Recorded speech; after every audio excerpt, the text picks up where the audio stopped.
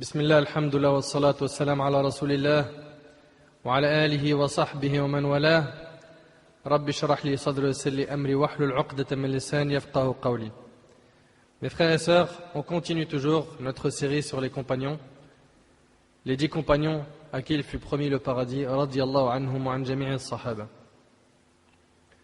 On l'a déjà dit et on le répète, car le rappel profite aux croyants, point de présent pour une communauté qui ignore son passé. Et il n'y a pas de futur pour une communauté qui oublie ses faveurs et ses qualités.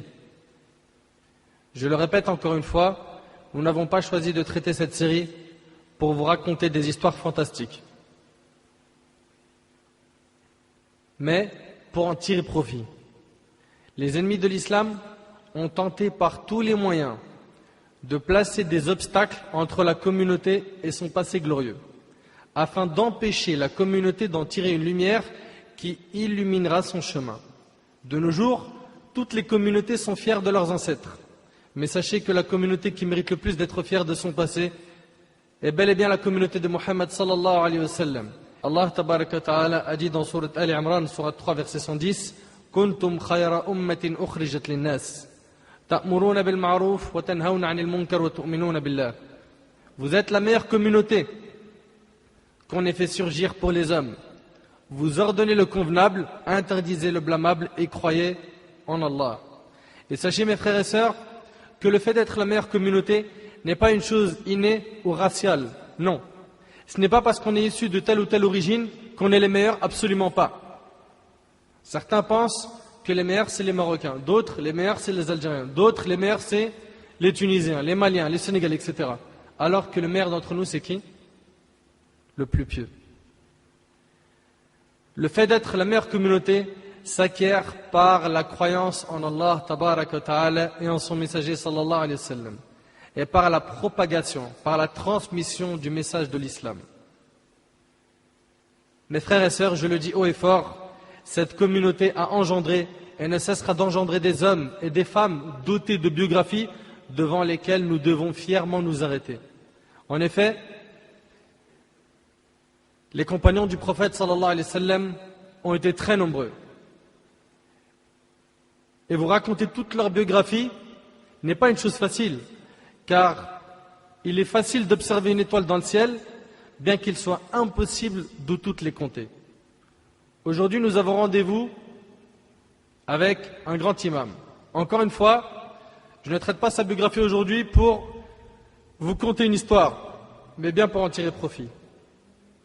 Pour profiter d'un rappel, pour profiter d'une morale, pour l'éducation de nos générations, mais surtout pour vous présenter ceux qui devraient être nos vrais modèles, à une époque où des personnalités futiles, dont le nombre ne cesse d'augmenter, sont devenus les modèles que nos jeunes suivent aveuglement. Wa la hawla wa la quwwata illa billah al-ali al-azim. Mes frères et sœurs, en ce jour béni, nous avons rendez-vous avec l'un de ces grands compagnons, l'un de ces héros, l'un de ces généreux qui dépensait pour Allah tabaraka wa ta'ala. Il est l'homme à la vie ferme, qui ne cherchait secours qu'auprès de son Seigneur tabaraka wa ta'ala, et qui plaçait toujours sa confiance en lui. Il est l'homme aux 2 émigrations, l'homme aux 2 qibla. Il est l'un de ceux qui ont participé à la bataille de Badr, l'un de ces héros ayant participé à cette bataille aux côtés de notre prophète sallallahu alayhi wa sallam. Et concernant ceux qui ont participé à la bataille de Badr, dans le hadith de Ali ibn Abi Talib radiyallahu anhu, le prophète sallallahu alayhi wa sallam a dit: sache qu'Allah a considéré les combattants de Badr et leur a dit: faites ce que vous voulez car je vous ai pardonné. Rapporté par Tirmidhi et authentifié par Al-Albani. Nous avons donc rendez-vous aujourd'hui avec l'un de ces hommes bénis, un homme dont Allah a été satisfait de lui, puisqu'il fait partie de ceux qui ont prêté le serment d'allégeance d'Ar-Ridwan. Et cela est cité dans le Coran. Allah tabaraka wa ta'ala dit dans Surat Al-Fath, Surat 48, verset 18, لَقَدْ رَضِيَ اللَّهُ عَنِ الْمُؤْمِنِينَ إِذْ يُبَايِعُونَكَ تَحْتَ الشَّجَرَةِ فَعَلِمَ مَا فِي قُلُوبِهِمْ فَأَنزَلَ السَّكِينَةَ عَلَيْهِمْ وَأَثَابَهُمْ فَتْحًا قَرِيبًا. Allah a très certainement agréé les croyants quand ils t'ont prêté le serment d'allégeance sous l'arbre. Il a su ce qu'il y avait dans leur cœur et a fait descendre sur eux la quiétude et il les a récompensés par une victoire proche. Et Allah tabaraka wa ta'ala dit dans la même sourate, sourate Al-Fath, sourate 48, verset 10, إن الذين يبايعونك إنما يبايعون الله يد الله فوق أيديهم فمن نكث فإنما ينكث على نفسه ومن أوفى بما عاهد عليه الله فسيؤتيه أجرا عظيما. Ceux qui te prêtent serment d'allégeance ne font que prêter serment à Allah. La main d'Allah est au-dessus de leurs mains. Quiconque viole le serment ne le viole qu'à son propre détriment, et quiconque remplit son engagement envers Allah, il lui apportera bientôt une énorme récompense. Savez-vous de qui il s'agit? Ce noble compagnon fait partie des 10 compagnons à qui le paradis fut promis. Il faisait également partie des 6 hommes de l'assemblée de consultation choisie par Omar ibn Khattab, radiyallahu anhu. Sans compter que ce compagnon fut l'un des premiers à embrasser l'islam et qu'il était le cousin du prophète sallallahu alayhi wa sallam. Il s'agit de l'apôtre du messager d'Allah sallallahu alayhi wa sallam. Il s'agit d'Az-Zubayr ibn al-Awwam radiyallahu anhu wa an jami' al-sahaba. Mes frères et sœurs, j'ai déjà posé cette question sur plus d'un parmi les compagnons et je ne vais pas manquer l'occasion de vous la reposer. Qu'est-ce que vous connaissez à propos de ce compagnon Az-Zubayr ibn al-Awwam radiyallahu anhu?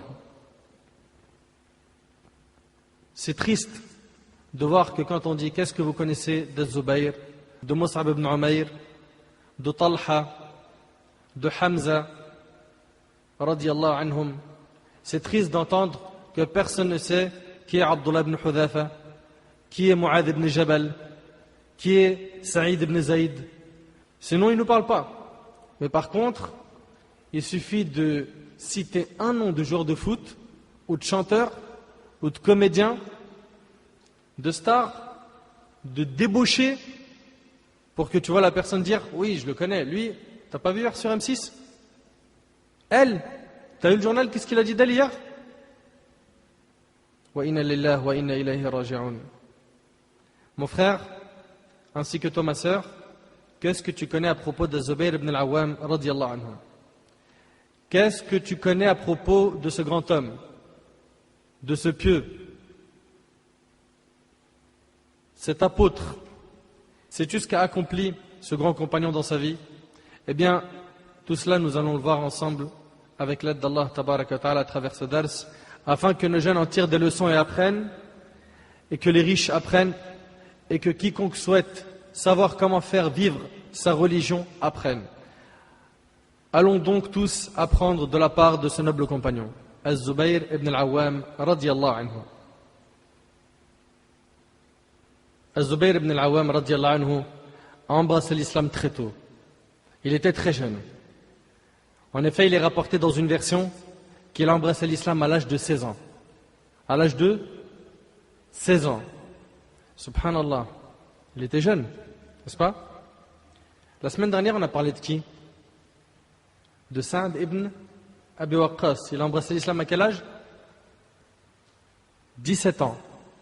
C'est pour te montrer que les compagnons du prophète, alayhi salatu wassalam, contrairement à ce que tu crois, n'étaient pas des vieux. Ils étaient jeunes. Jeunes. Et c'est eux qui ont soutenu la da'wah du prophète, alayhi salatu wassalam. Et ils ont été la cause de la propagation de ce message. Et dans une version authentique, il est rapporté qu'il a embrassé l'islam à 8 ans.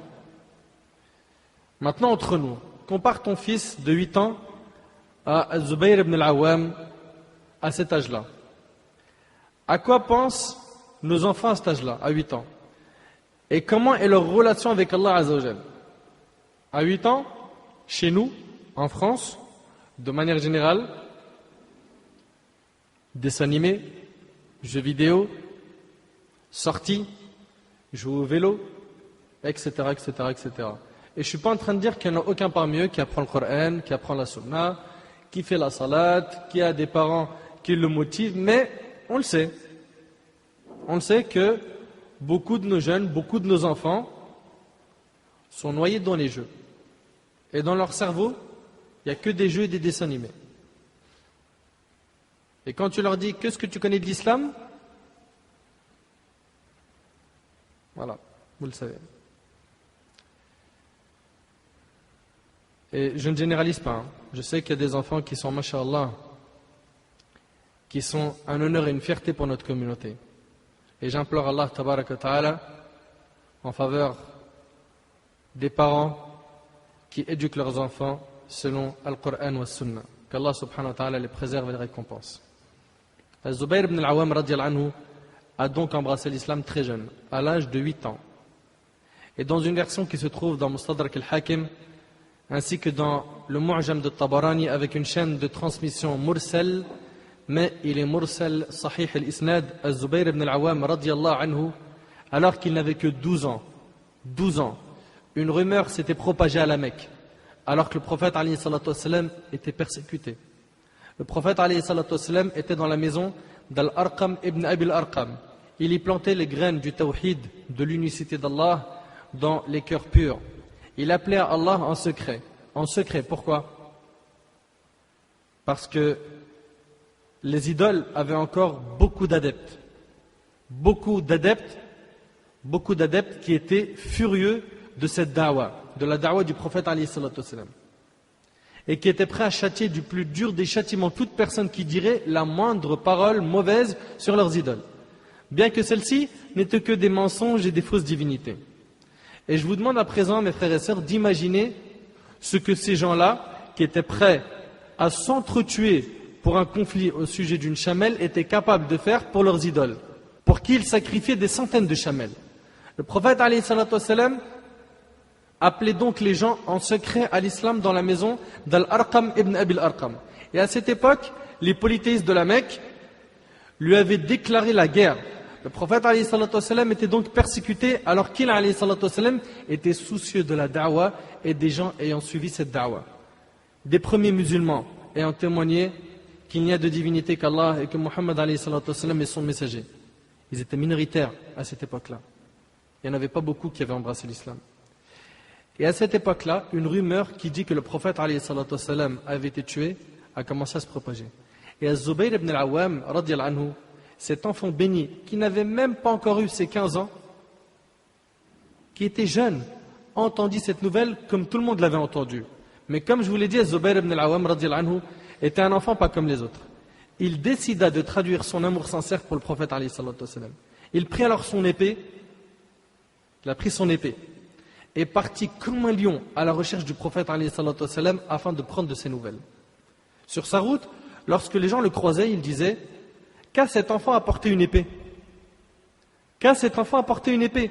Jusqu'à ce que le prophète alayhi salatu wassalam le trouva et lui dit: qu'as-tu au Zubayr? Tu vas où comme ça avec ton épée? Az-Zubayr radiyallahu anhu lui répondit: ô messager d'Allah, j'ai entendu que tu as été enlevé et que tu as été tué. Le prophète alayhi salatu wassalam lui demanda: et qu'allais-tu faire?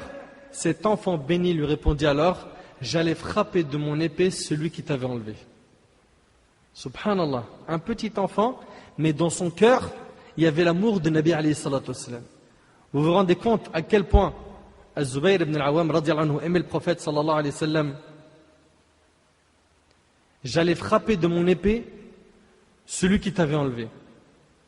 Le prophète alayhi salatu wassalam invoqua alors Allah pour lui et pour son épée, que ceux-ci soient victorieux. Et l'invocation du prophète alayhi salatu wassalam fut exaucée, et Allah bénit effectivement Az-Zubayr radiyallahu anhu ainsi que son épée. Az-Zubayr ibn al-Awwam radiyallahu anhu n'a raté aucune bataille avec le prophète alayhi salatu wassalam, ni après la mort du prophète sallallahu alayhi wa sallam. Dès qu'Az-Zubayr ibn al-Awwam radiyallahu anhu a embrassé l'islam, il fut persécuté violemment, torturé, tout comme l'ont été les premiers à s'être reconvertis à l'islam. Vous le savez très bien que les compagnons, radiyallahu anhum, à peine ils ont commencé à montrer qu'ils étaient musulmans, qu'ils ont directement été persécutés et torturés. Je sais que beaucoup d'entre vous savent ce qu'ont subi les compagnons en général à cette époque-là, mais très peu de gens savent ce qu'a subi Az-Zubayr ibn al-Awwam radiyallahu anhu en particulier, ce jeune qui avait entre 17 et 20 ans. Savez-vous quel genre de mal, de persécution, de torture a eu droit Az-Zubayr? Wallahi al-Azim, il a connu des souffrances impressionnantes. Vous connaissez tous pour la plupart ce qu'a connu Bilal radiyallahu anhu, ce qu'a connu Ammar, ce qu'a connu Soumaïa, n'est-ce pas?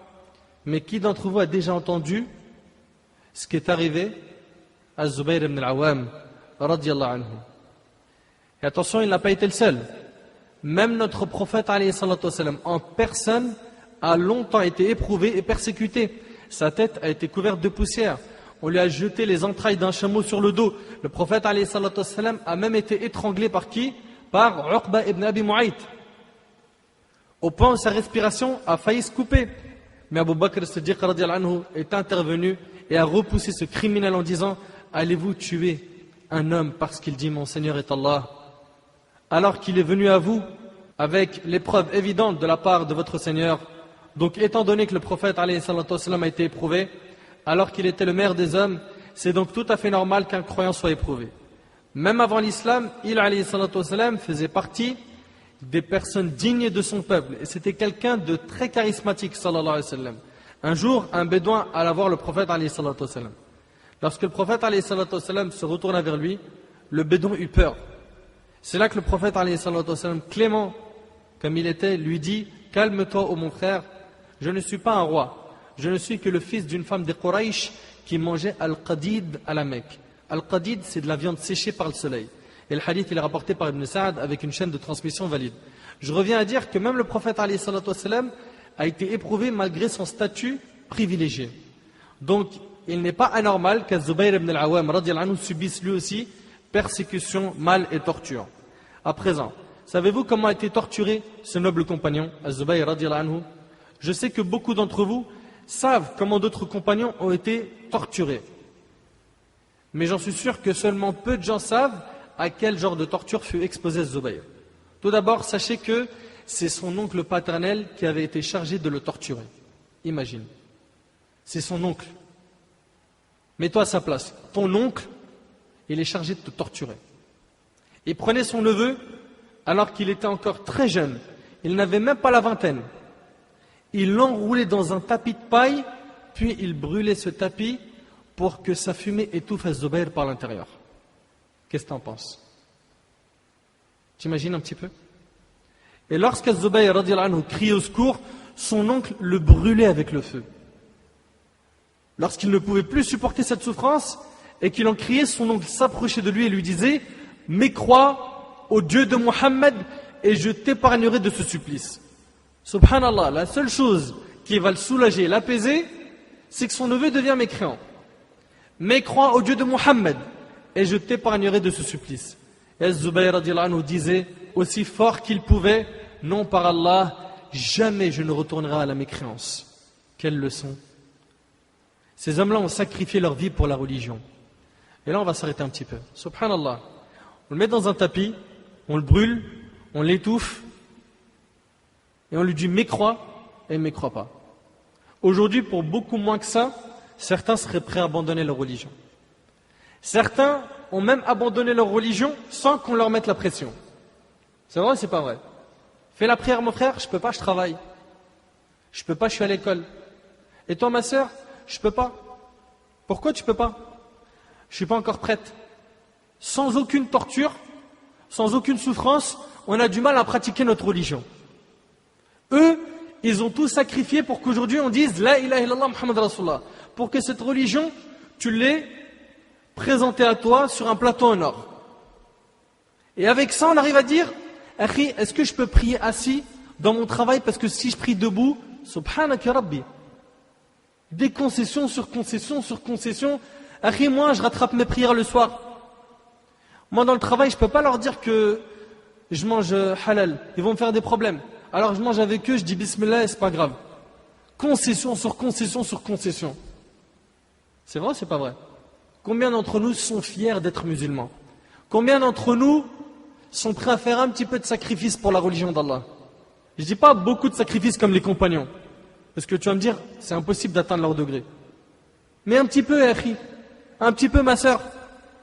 Qu'est-ce que tu as fait pour la religion d'Allah?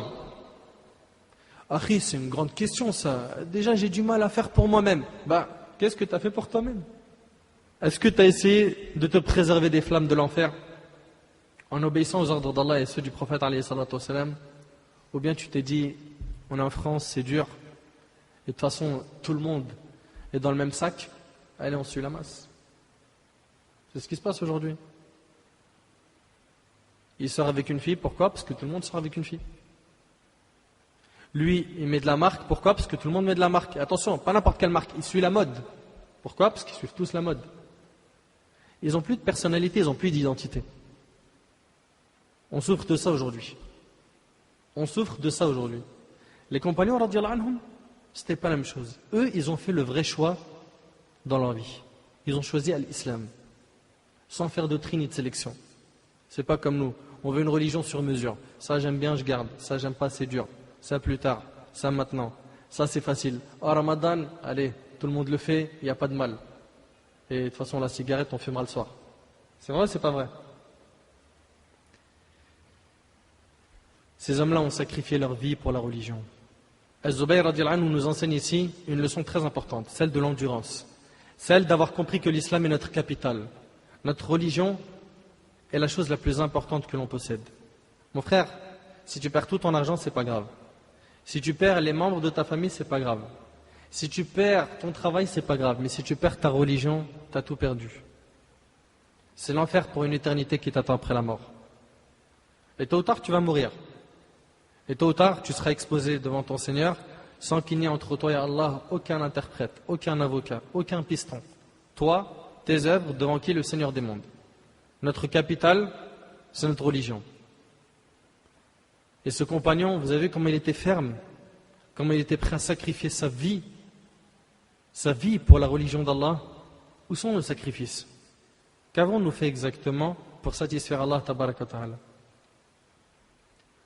Et il faut savoir une chose, c'est que si Allah subhanahu wa ta'ala t'a facilité de revenir dans la religion, parce que tu étais égaré, tu étais dans les péchés, tu étais dans les ténèbres, et qu'Allah tabaraka wa ta'ala t'a placé cette lumière de iman, de foi dans ton cœur, il faut que tu saches, et ça, tu ne pourras pas y échapper, que tu auras des épreuves. Tout comme les compagnons radiyallahu anhum, tout comme le prophète alayhi salam, tout comme les prophètes ont été éprouvés, celui qui prend ce chemin a des épreuves. Et il est possible que les premiers à l'attaquer et à l'éprouver soient les membres de sa famille. Le prophète alayhi salatu wassalam, le premier qui lui a dit qu'il était menteur quand il a annoncé sa prophétie, c'était qui? C'était son oncle. Le premier à lui avoir dit que tes mains périssent, ô Muhammad, est-ce pour cela que tu nous as réunis? C'était qui? Son oncle qui? Abu Lahab. Donc ne t'étonne pas qu'après avoir pris le chemin d'Allah et du messager sallallahu alayhi wa sallam, que les membres de ta famille t'en veulent. Que les gens autour de toi commencent à dire mais avant t'étais mieux. Regarde celui-là, il est devenu dur, il est devenu fondamentaliste, extrémiste, tout ce qui finit par islam frigoriste. C'est vrai ou c'est pas vrai? Dès que tu commences à prendre, mon frère, le chemin d'Allah et du prophète alayhi salatu wassalam, les djinns parmi les humains ils se réveillent. Et ils commencent à t'embêter. Enfin, patiente. Patiente et sache que ça c'est le chemin des prophètes. Que ça c'est le normal. Allah tabaraka wa ta'ala a dit dans Surat Al-Ankabut, Surat 29, versets 1 à 3, Bismillah ar-Rahman ar-Rahim, Alif Lam Mim, Ahasiba an-nasu an yutraku, an yaqulu amanna wa hum la yuftanun, wa laqad fatanna alladhina min qablihim, fala ya'lamanna Allahu alladhina sadaqu, wa la ya'lamanna al-kadhibin. Alif Lam Mim. Est-ce que les gens pensent qu'on les laissera dire nous croyons sans les éprouver? À partir du moment où tu as dit que tu crois en Allah, tu seras éprouvé. Allah il va te mettre à l'épreuve pour voir l'authenticité de ta foi. Est-ce que tu as une vraie foi ou non? Est-ce que quand tu es dans l'aisance, tu es dans la religion et dans la difficulté, tu abandonnes la religion ou non? Ou plutôt est-ce que tu fais partie de ceux qui se rapprochent d'Allah dans la difficulté, qui l'abandonnent dans les moments d'aisance ou non? Donc l'épreuve elle est là pour tester ta sincérité dans l'amour que tu as pour Allah Azza wa Jal. Donc est-ce que les gens pensent qu'on les laissera dire nous croyons sans les éprouver?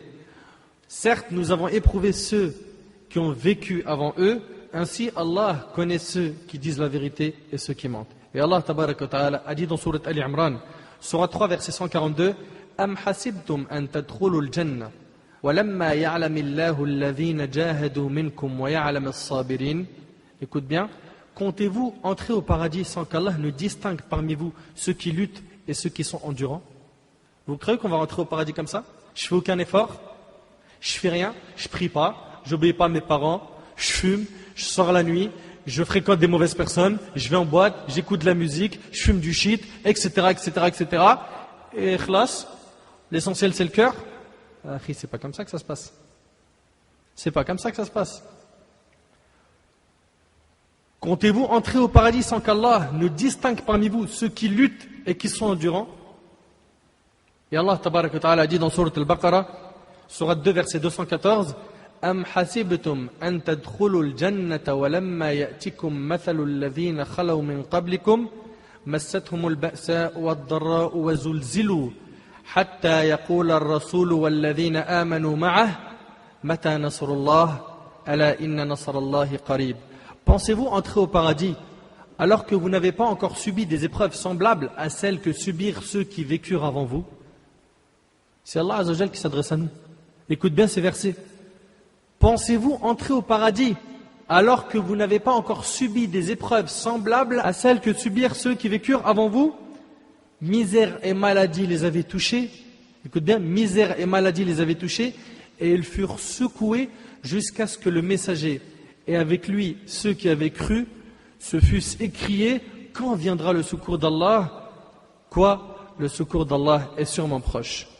Et beaucoup d'autres versets soulignent ce point. Beaucoup de gens, et plus particulièrement nos jeunes, pensent que le chemin du paradis est gratuit et que le fait de s'attacher à sa religion est une chose futile.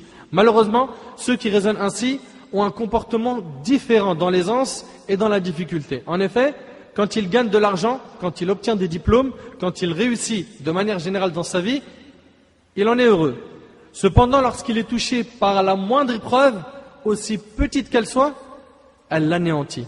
Et Allah tabaraka wa ta'ala a dit dans Surat al-Hajj, Surat 22, verset 11, وَمِنَ النَّاسِ مَنْ يَعْبُدُ اللَّهَ عَلَى حَرْفٍ فَإِنْ أَصَابَهُ خَيْرٌ اطْمَأَنَّ بِهِ وَإِنْ أَصَابَتْهُ فِتْنَةٌ انقلب على وجهه خسر الدنيا والآخرة ذلك هو الخسران المبين. Il en est parmi les gens qui adorent Allah marginalement. S'il leur arrive un bien, ils s'en tranquillisent. Il leur arrive un bien, il est tranquille. Et s'il leur arrive une épreuve, ils détournent leur visage, perdant ainsi le bien de l'ici-bas et de l'au-delà. Telle est la perte évidente. Mes frères et sœurs, la croyance ne se résume pas à une simple parole que l'on répète aveuglement. Mais la croyance est une parole prononcée par la langue, une croyance enracinée dans le cœur et des actes accomplis par les membres. La croyance n'est donc pas simplement une parole, mais c'est une grande vérité, une responsabilité très lourde, un dépôt qui a beaucoup de conditions. Allah tabaraka wa ta'ala a raffermi Az-Zubayr ibn al-Awwam radiyallahu anhu face à cette torture. Mais malheureusement, ce n'était pas fini. La torture et la persécution se sont intensifiées jusqu'à ce que Az-Zubayr ibn al-Awwam radiyallahu anhu fut poussé par quitter sa maison, sa famille, son pays, et de partir pour sa religion. T'imagines, Yahri, si toi et moi demain on est fortement éprouvés, est-ce qu'on serait prêt pour garder notre religion à quitter notre famille, notre argent et notre pays? Certains voient ça comme étant impossible, n'est-ce pas? C'est impossible. Pourtant, les compagnons radiyallahu anhum, ils n'ont pas réfléchi à deux fois. Entre garder sa foi et garder ses richesses, etc., c'était l'iman le plus important. Et savez-vous où est parti Az-Zubayr? Il est parti en Abyssinie. De la Mecque, il est parti vers l'Abyssinie. C'était un très long voyage. Mais pourquoi est-ce qu'il est parti en Abyssinie? C'est parce que, comme le véridique sallallahu alayhi wa sallam les en avait informés, il y avait en Abyssinie un roi chez qui personne ne subissait d'injustice. Az-Zubayr ibn al-Awwam radiyallahu anhu émigra donc vers l'Abyssinie. Puis il retourna vers la Mecque. Mais la persécution et la torture n'étaient pas finies. Le prophète alayhi salatu wassalam leur ordonna alors d'émigrer une deuxième fois vers l'Abyssinie. Et Az-Zubayr radiyallahu anhu émigra alors une seconde fois vers l'Abyssinie. Il est donc l'homme aux deux émigrations, car sa première destination fut l'Abyssinie et la seconde fut Médine. Quelque temps plus tard, Az-Zubayr ibn al-Awwam radiyallahu anhu rejoindra le prophète alayhi salatu wassalam afin d'avoir l'honneur de participer avec lui à la première bataille de l'histoire de cette noble religion, la bataille de Badr. Par Allah, en lisant la biographie de ces hommes, je me rends compte combien on est petit comparé à eux. Combien on ne vaut rien comparé aux compagnons. Et même les enfants des compagnons. Et même les femmes des compagnons. J'ai bien dit les femmes des compagnons. Les enfants des compagnons, radiyallahu anhum, c'était des héros. Les femmes des compagnons, pareil. Regarde, pour ce qui est des enfants des compagnons, Écoute avec moi cette histoire. Abdurrahman ibn Aouf radiyallahu anhu a rapporté: j'étais en plein dans la bataille de Badr, lorsque deux jeunes, visiblement encore inexpérimentés dans l'art du combat, vinrent vers moi.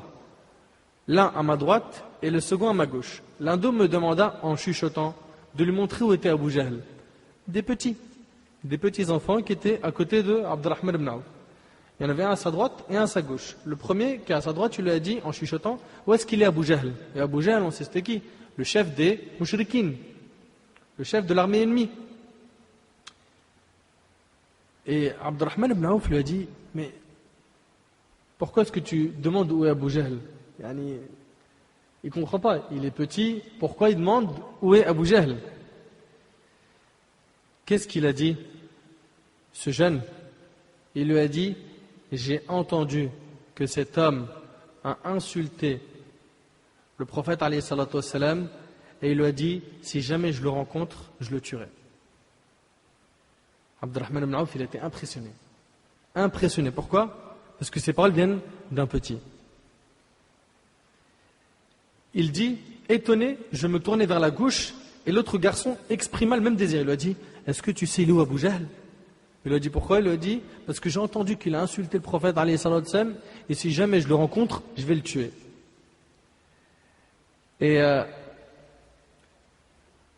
Abdurrahman ibn Aouf radiyallahu anhu, il a vu Abu Jahl apparaître. Et il leur a dit: voilà l'homme que vous recherchez. Puis il raconte que ces deux enfants se sont dirigés vers Abu Jahl comme deux faucons, avec leurs épées. Comme deux faucons. Ils se sont précipités sur le chef de l'armée ennemie.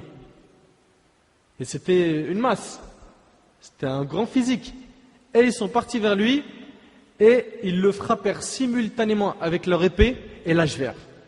Puis ils sont partis voir le prophète alayhi salatu wassalam, chacun prétendant l'avoir tué seul. Le prophète alayhi salatu wassalam leur demanda s'ils avaient essuyé le sang sur leur épée, et ils répondirent que non. Il examina donc les deux armes et leur assura que tous les deux avaient tué Abu Jahl. Subhanallah, ça c'était les enfants des compagnons. Les enfants des compagnons. Lorsque la bataille prit fin, les objets personnels d'Abu Jahl furent donnés à l'un des deux, Mu'adh ibn Amr ibn Jamouh, et l'autre était Mu'awwidh ibn Afra, qui a été tué au cours de la bataille. Et le hadith il est rapporté par Bukhari et Muslim. Ces petits-enfants, ils n'ont pas supporté entendre quelqu'un insulter le prophète alayhi salatu wassalam. Et aujourd'hui, les enfants, les personnes âgées et les femmes de notre communauté ont entendu tout ce qui est caricature et insulte en disant: c'est pas grave, laisse-les. Tu veux qu'on fasse quoi? Liberté d'expression. Wala hawla wala quwwata illa billah. Et sachez qu'il n'y a pas de contradiction entre ce hadith et celui qui est dans As-Sunan, qui dit que celui qui a tué Abu Jahl fut Abdullah ibn Mas'ud radiyallahu anhu.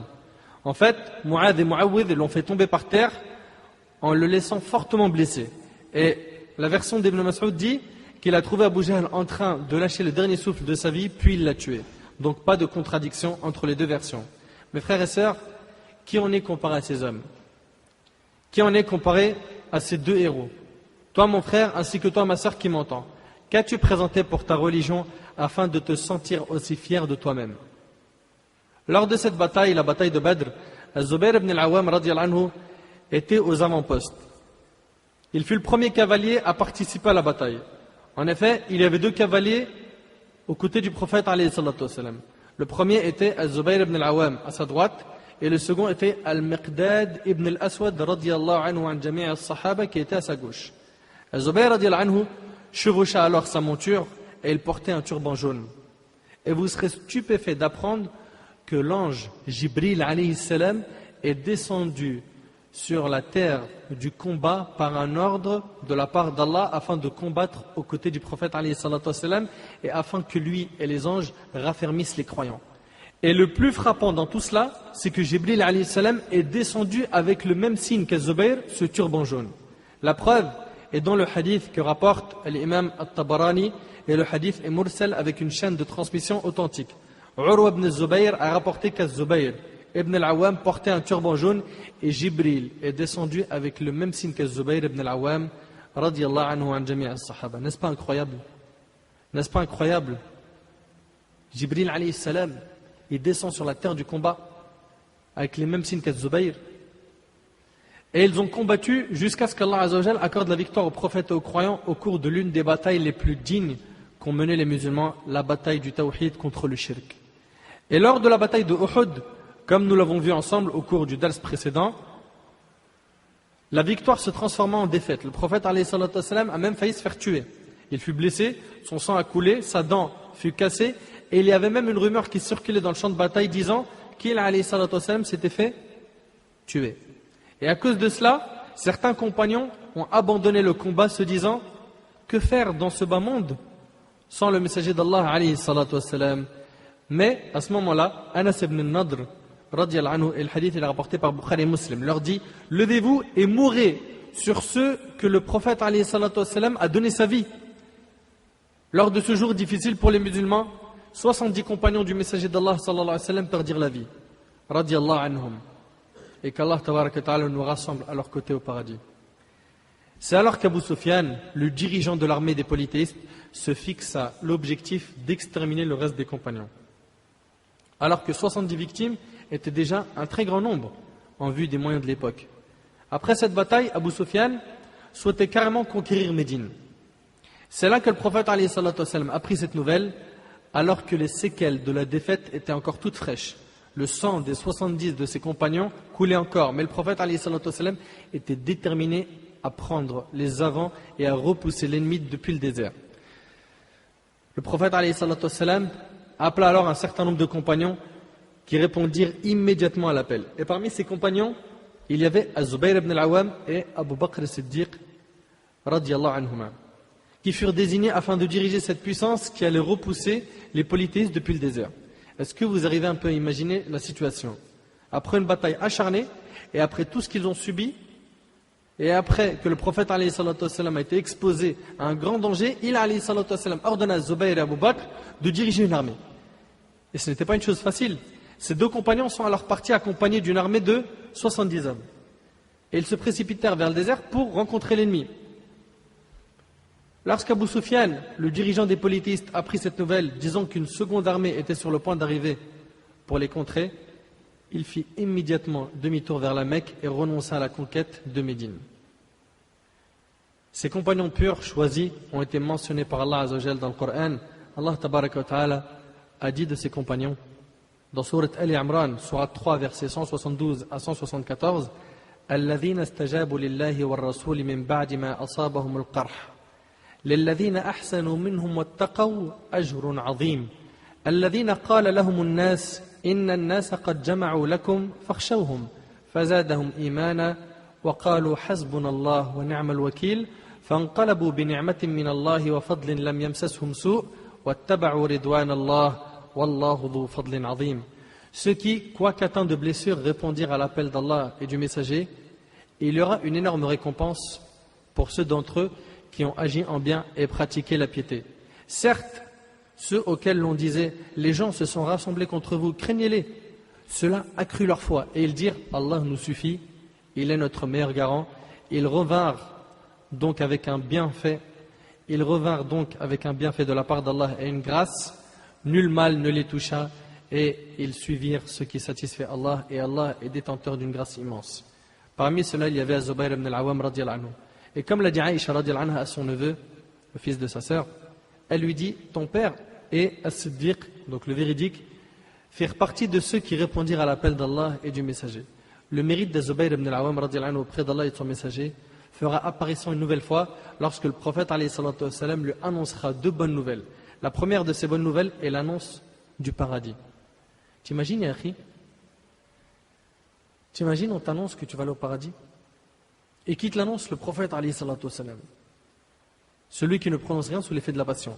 L'imam al-Tirmidhi rahimahullah a rapporté avec une chaîne de transmission authentique que Abdurrahman ibn Auf a dit que le prophète sallallahu alayhi wa sallam a dit Abu Bakr sera au paradis, Omar sera au paradis, Uthman sera au paradis, Ali sera au paradis, Talha sera au paradis, Az-Zubayr ibn al-Awwam sera au paradis, Abdurrahman ibn Auf sera au paradis, Sa'd ibn Abi Waqqas sera au paradis, Saïd ibn Zayd sera au paradis et Abu Ubaïda ibn al-Jarrah sera au paradis. Le prophète, alayhi salatu wassalam, le véridique, le digne de confiance, qui ne prononce rien sous l'effet de la passion, annonce à Az-Zubayr qu'il fait effectivement partie des gens du paradis alors qu'il est encore vivant parmi les habitants de ce bas monde. Quant à la seconde nouvelle, je vous demande de méditer dessus avec moi, parce qu'elle en vaut véritablement la peine. Lors de la bataille de l'Ahzab, ou la bataille d'Al-Khandaq, les Juifs ont réussi à retourner tous les clans des polythéistes de Médine contre le prophète alayhi salatu wassalam, et contre l'islam. Et ce n'est pas tout, les Juifs ont également contacté les polythéistes de la Mecque, plus précisément les tribus chargées de haine contre le prophète alayhi salatu wassalam. Une armée ennemie composée de 10 000 combattants, qui était un énorme nombre pour l'époque, sortit en direction de Médine afin de conquérir les musulmans chez eux. Imaginez-vous avec moi cette situation. 10 000 polythéistes ennemis vont aller conquérir Médine. Après que le prophète alayhi salatu wassalam eut entendu la nouvelle, et après qu'il alayhi salatu wassalam eut consulté ses compagnons, ils mirent immédiatement en place une stratégie pour faire face à cette situation. C'était la première fois que la péninsule arabique connaisse une telle stratégie de guerre. Cette stratégie consista à creuser un fossé tout autour de Médine. En arrivant, les polythéistes furent surpris par cette manière de faire et ils ne s'y attendaient absolument pas. Ils mirent alors en place un blocus autour de toute la ville et ce blocus dura très longtemps. Et à un moment délicat, alors que les musulmans étaient en difficulté, les juifs de Bani Quraïda ont décidé de rompre le pacte qu'ils avaient conclu avec le prophète alayhi salatu wassalam, alors que le prophète alayhi salatu wassalam avait laissé femmes et enfants en plein cœur de Médine. Les musulmans se sont alors retrouvés dans une situation extrêmement difficile, surtout que le blocus commençait à se faire long. Et le prophète alayhi salatu wassalam, ainsi que ses compagnons ont subi beaucoup de mal durant ce blocus, jusqu'à ce que les hypocrites dirent « Mohammed nous promet les trésors de Khosroès et de César, alors qu'aucun d'entre nous a la capacité de sortir faire ses besoins. » Comme vous le savez, pendant que le prophète alayhi salatu wassalam était en train de creuser, il dit « On m'a remis les clés de Khosroès, on m'a remis les clés de César, on m'a remis les clés du Yémen. » Ainsi, les hypocrites insufflaient leur poison déstabilisant. Cette déstabilisation qui a toujours existé partout, même de nos jours, nous souffrons de ceux qui n'ont pour rôle que de déstabiliser et de diviser la communauté en influençant les cœurs malades qui sont malheureusement nombreux. Et le Coran a mentionné cette situation. Allah tabaraka wa ta'ala a dit dans Sourate Al-Ahzab, Sourate 33, verset 10, إِذْ جَاءُكُمْ مِنْ فَوْقِكُمْ وَمِنْ أَسْفَلَ مِنْكُمْ وَإِذْ زَاغَتِ الْأَبْصَارُ وَبَلَغَتِ الْقُلُوبُ الْحَنَاجِرَ وَتَظُنُّونَ بِاللَّهِ الظُّنُونَ. Quand ils vous vinrent d'en haut et d'en bas, de toutes parts, et que les regards étaient troublés et les cœurs remontaient aux gorges, et vous faisiez sur Allah toutes sortes de suppositions, ils pensaient qu'Allah n'allait pas leur accorder la victoire. Et Allah tabaraka wa ta'ala a dit dans Sourate Al-Ahzab, sur la 33, verset 11, هُنَالِكَ ابْتُلِيَ الْمُؤْمِنُونَ وَزُلْزِلُوا زِلْزَالًا شَدِيدًا. Les croyants furent alors éprouvés et secoués d'une dure secousse. Et je défie tous ceux qui maîtrisent l'arabe de pouvoir trouver des synonymes à ces mots. وَزُلْزِلُوا زِلْزَالًا شَدِيدًا. Et Allah tabaraka wa ta'ala a dit, toujours dans la même sourate, Sourate Al-Ahzab, sourate 33, verset 12, وَإِذْ يَقُولُ الْمُنَافِقُونَ وَالَّذِينَ فِي قُلُوبِهِمْ مَرَضٌ مَا وَعَدَنَا اللَّهُ وَرَسُولُهُ إِلَّا غُرُورًا. Et quand les hypocrites et ceux qui ont la maladie, le doute au cœur disaient, Allah et son messager ne nous ont promis que tromperie. Malheureusement, il a toujours existé et il existera toujours des hypocrites et des gens qui ont le cœur malade au sein de notre communauté. En effet, les véritables croyants ont toujours été peu nombreux. Allah tabaraka wa ta'ala dit dans Sourate Sad, Sourate 38, verset 24, إِلَّا الَّذِينَ آمَنُوا وَعَمِلُوا الصَّالِحَاتِ وَقَلِيلٌ مَا هُمْ. Sauf ceux qui croient et accomplissent les bonnes œuvres, cependant ils sont bien rares. Donc en fait, on voit dans le Coran que les croyants, que ceux qui sont sur la vérité, sont toujours en petit nombre. Et Allah tabaraka wa ta'ala a dit dans Sourate Hud, Sourate 11, verset 40, وَمَا آمَنَ مَعَهُ إِلَّا قَلِيلٌ. Or, ceux qui avaient cru avec lui étaient peu nombreux. Et Allah tabaraka wa ta'ala a dit dans Sourate Saba, Sourate 34, verset 13, وَقْتَلِيلٌ مِنْ عِبَادِيَ الشَّكُورِ. Alors qu'il y a peu de mes serviteurs qui sont reconnaissants. On voit tout le temps le mot peu. Et c'est pas fini. Et Allah tabaraka wa ta'ala a dit dans Sourate Yusuf, Sourate 12, verset 103, وَمَا أَكْثَرُ النَّاسِ وَلَوْ حَرَصْتَ بِمُؤْمِنِينَ. Et la plupart des gens ne sont pas croyants malgré ton désir ardent. Et Allah tabaraka wa ta'ala a dit dans Sourate Al-An'am, Sourate 6, verset 116, وَإِن تُطِعْ أَكْثَرَ مَنْ فِي الْأَرْضِ يُضِلُّوكَ عَنْ سَبِيلِ اللَّهِ. Et si tu obéis à la majorité de ceux qui sont sur la terre, ils t'égareront du sentier d'Allah. C'est une réalité. Si tu obéis à la majorité des gens qui sont sur terre, ils vont t'égarer du chemin d'Allah.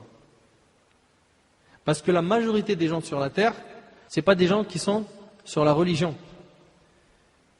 Et beaucoup d'autres versets vont dans ce sens, qu'Allah nous compte parmi cette minorité croyante. Donc les hypocrites ont dit, Mohammed nous promet les trésors de Khosroès, de César, alors qu'aucun d'entre nous n'a la capacité de sortir faire ses besoins. Je vous laisse imaginer combien la situation était difficile. C'est alors que le prophète alayhi salatu wassalam apprit que la tribu des Bani Qurayza avait rompu le pacte et qu'en plus de cela, ils avaient contacté les clans des polythéistes afin de les retourner contre le prophète alayhi salatu wassalam. Les musulmans se sont alors retrouvés dans une situation extrêmement difficile. Et je vous laisse imaginer cette situation. Les musulmans étaient encerclés par les polythéistes qui étaient appuyés par les juifs de Bani Qurayza, une situation très angoissante. Et à ce moment-là, et le hadith il est rapporté par Bukhari et Muslim, le prophète alayhi salatu wassalam dit, qui d'entre vous peut m'apporter des informations sur Bani Qurayza? Ce qui était une mission très difficile. Et cette mission ne pouvait pas être accomplie par n'importe qui. Plus encore, celui qui allait s'engager pour cette mission devait être conscient qu'il se peut qu'il ne revienne jamais. Les polythéistes avaient encerclé Médine, les juifs avaient rompu le pacte avec le prophète alayhi salatu wassalam. Et le prophète alayhi salatu wassalam craignait pour les femmes et les enfants qui étaient dans une situation dangereuse en plein cœur de Médine. Donc le prophète alayhi salatu wassalam dit, qui d'entre vous peut m'apporter les informations sur Bani Qurayza? C'est alors qu'Az-Zubayr ibn al-Awwam radiyallahu anhu se leva. Ce héros, ce chevalier, ce courageux, ce croyant, l'homme à l'épée décisive et à la vie tranchant. Il se leva et dit, moi au messager d'Allah. Ordonné par le prophète alayhi salatu wassalam, il part alors en direction de Bani Qurayza. Puis il retourne voir le prophète alayhi salatu wassalam et l'informe de ce qu'il a vu. Plus tard, le prophète alayhi salatu wassalam relance sa demande une seconde fois. En effet, si le prophète alayhi salatu wassalam relance cet appel, c'est parce que la situation était très angoissante et le prophète alayhi salatu wassalam souhaitait avoir des nouvelles de sa famille, des femmes des musulmans et des enfants des musulmans. Et le prophète alayhi salatu wassalam les considérait tous comme sa famille. Lors de ce deuxième appel, personne ne se leva. C'est alors que Zubayr ibn al-Awwam se leva une deuxième fois et dit une deuxième fois, moi au messager d'Allah. On pourrait se dire, mais tu as déjà rempli cette mission une fois, ya Zubayr, jazakallahu khair, assieds-toi. Quelqu'un d'autre que toi. Mais non. Il se propose une deuxième fois et dit, moi au messager d'Allah. Et une deuxième fois, le prophète alayhi salatu wassalam l'autorise à partir. Zubayr radiyallahu anhu chevauche alors sa monture et part en direction de Bani Qurayza. Puis il retourne voir le prophète alayhi salatu wassalam afin de l'informer de la situation des musulmans. Mais le prophète alayhi salatu wassalam n'est toujours pas serein et il demande une troisième fois, qui peut m'amener les informations de Bani Qurayza? Je vous laisse imaginer la difficulté de la situation. Et une troisième fois, Zubayr radiyallahu anhu se leva et dit, moi messager d'Allah. Et il repart une troisième fois, puis revint informer le prophète alayhi salatu wassalam. Et à l'occasion de cette troisième fois, le prophète alayhi salatu wassalam lui annonce une magnifique nouvelle. Et si Zubayr n'avait bénéficié que de cette nouvelle, elle lui aurait suffi comme honneur ici-bas et dans l'au-delà. Écoute avec moi ce que le prophète alayhi salatu wassalam a dit à Zubayr ibn al-Awwam radiyallahu anhu lorsqu'il va l'informer une troisième fois. Et le hadith il est rapporté par Bukhari et Muslim. Il lui a dit, chaque prophète avait son apôtre, mon apôtre à moi, c'est Az-Zubayr ibn al-Awwam. Subhanallah, c'est impressionnant. Qu'est-ce qu'un apôtre? Vous savez ce que c'est? Ibn al-Athir rahimahullah et d'autres ont dit, l'apôtre est une personne choisie et le meilleur parmi les gens. Donc l'apôtre de quelqu'un, c'est une personne qu'on choisit parmi les gens afin que cette personne soit proche de nous. Et parmi les gens de science, il y en a qui ont dit que l'apôtre est quelqu'un qui nous défend, quelqu'un qui nous soutient, quelqu'un qui nous aide. Tous ces sens sont sous-entendus par l'expression apôtre. Et en ce qui concerne les partisans de Isa alayhi salam, Jésus, ils furent appelés des apôtres. Les apôtres, Allah tabaraka wa ta'ala dit dans Sourate As-Saf, Sourate 61, verset 14, Ya ayyuhalladhina amanu, kunu ansar Allah, kama qala Isa ibn Maryam lil hawariyina, man ansari ila Allah, قال الحواريون نحن أنصار الله فآمنت طائفة من بني إسرائيل وكفرت طائفة فأيدنا الذين آمنوا على عدوهم فأصبحوا ظاهرين. Ô vous qui avez cru, soyez les alliés d'Allah. à l'instar de ce que Jésus, fils de Marie, a dit aux apôtres. L'apôtre est donc le défenseur, le partisan, celui qui aide, celui que l'on choisit pour lui confier nos secrets, pour le concerter, pour qu'il soit proche de nous, etc. Le prophète alayhi salatu wassalam a dit, chaque prophète avait son apôtre, mon apôtre à moi c'est Az-Zubayr ibn al-Awwam. C'est pas un grand mérite franchement, c'est un immense mérite. Mes frères et sœurs, est-ce que vous arrivez à réaliser ces paroles? Est-ce que vous arrivez à vous en rendre compte? Est-ce que j'ai vraiment réussi à vous transmettre le sens de ces mots? Et dans une version rapportée par Bukhari et Muslim, Abdullah, le fils de Zubayr ibn al-Awwam, dit, mon père m'a dit, lorsque je suis revenu le jour de l'Ahzab avec les informations de Bani Qurayza auprès du prophète alayhi salatu wassalam, le prophète alayhi salatu wassalam me dit, je sacrifierai ma mère et mon père pour toi. Et sachez mes frères et sœurs que le prophète alayhi salatu wassalam n'a prononcé ces paroles que pour très peu de compagnons. Il les a prononcées pour qui? Saad ibn Abi Waqqas et Az-Zubayr ibn al-Awwam radiyallahu anhuma. Par Allah, ce sont des paroles très fortes. Je vous laisse alors imaginer la grandeur et le mérite de ce compagnon. Pour que le prophète, alayhi salatu wassalam, le meilleur des hommes, lui dise de telles paroles, c'est vraiment qu'il occupe un mérite incroyable. Voyons à présent les derniers instants de la vie de ce noble compagnon, ce lion, Az-Zubayr ibn al-Awwam. Abdullah ibn al-Zubayr, son fils, raconte. Le jour de la bataille du chameau, vous vous rappelez de la bataille du chameau? Aïcha radiyallahu anha, qui, elle, était avec qui et qui? Elle était avec Talha, Az-Zubayr, et de l'autre côté, il y avait l'armée de qui? De Ali ibn Abi Talib. La bataille du chameau. Pour ceux qui veulent connaître un peu plus sur la bataille du chameau, écoutez la biographie de Ali ibn Abi Talib radiyallahu anhu. Le jour de la bataille du chameau, et le hadith il est rapporté par le Bukhari et d'autres, Abdullah, donc le fils de Zubayr, il raconte, il dit, mon père m'a appelé, je me suis rapproché de lui, puis il me dit alors, mon cher fils, aujourd'hui toute personne qui se fera tuer sera ou injuste ou victime d'une injustice. Toute personne qui se fera tuer sera ou injuste ou victime d'une injustice. Et aujourd'hui, je ne me vois que tu es victime d'injustice. Il lui a dit cela avant le combat. Puis il lui dit, mon cher fils, parmi mes plus grands soucis, il y a mes dettes. Vends donc nos biens et compense mes dettes. Et si tu n'y parviens pas, demande de l'aide à mon maître. Son fils raconte, par Allah, je n'ai pas compris ce qu'il voulait. Je lui demandai alors, et qui est ton maître? Az-Zubayr radiyallahu anhu répondit, Allah. Allah. Allah tabaraka wa ta'ala a dit dans Surat al-Baqarah, Surat 2, verset 257, Allahu waliyyu alladhina amanu yukhrijuhum min adh-dhulumati ila an-nur. Allah est le défenseur de ceux qui ont la foi. Il les fait sortir des ténèbres à la lumière. Et Allah tabaraka wa ta'ala a dit dans Surat Muhammad, Surat 47, verset 11, ذَلِكَ بِأَنَّ اللَّهَ مَوْلَى الَّذِينَ آمَنُوا وَأَنَّ الْكَافِرِينَ لَا مَوْلَى لَهُمْ. C'est qu'Allah est vraiment le protecteur de ceux qui ont cru, tandis que les mécréants n'ont pas de protecteur. Abdullah ibn Zubayr poursuit en disant, par Allah, à chaque fois que j'étais en difficulté concernant ses dettes, à peine je disais, ô maître de Zubayr, compense sa dette, qu'Allah Azzawajal l'a compensé. Ajib. Il dit, par Allah, à chaque fois que j'étais en difficulté concernant ses dettes, à peine je disais, ô maître de Zubayr, compense sa dette, et Allah tabaraka ta'ala l'a compensé. Si seulement on arrivait à mettre en application cette leçon, par Allah, si tu es sincère avec Allah, tu seras gagnant. Essaye de placer sincèrement toute ta confiance en Allah et sache que si tu ne places ta confiance qu'en Allah, il te suffira. Et si tu ne t'accroches qu'à lui, il te secourra. Et si tu ne t'en remets qu'à lui, il te guidera. Allah tabaraka wa ta'ala a dit dans Surat Al-Zumar, Surat 39, verset 36, Alaysa Allahu bikafin abdah. Allah ne suffit-il pas à son serviteur comme soutien?